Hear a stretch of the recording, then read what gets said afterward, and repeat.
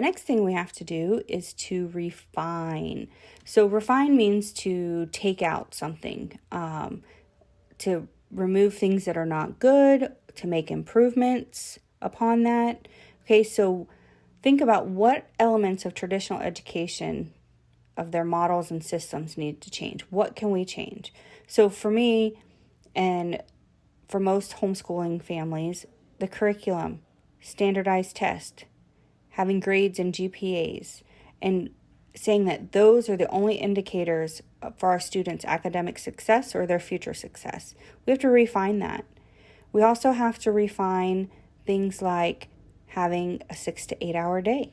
Kids don't have to be in school 6 to 8 hours a day. They don't have to be sitting learning for 6 to 8 hours a day.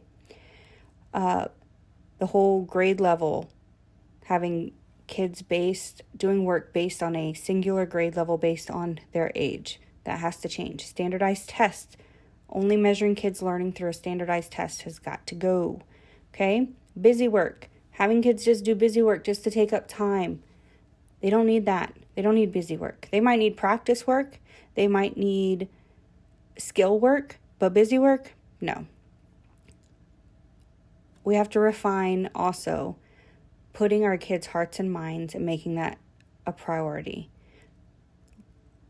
Learning will happen naturally when kids are confident and when they are doing something they're interested in.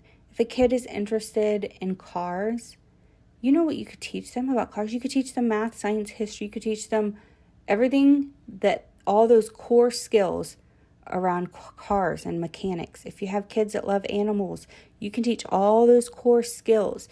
They don't need information, they need skills. That's what kids need. You can teach those skills around their interest.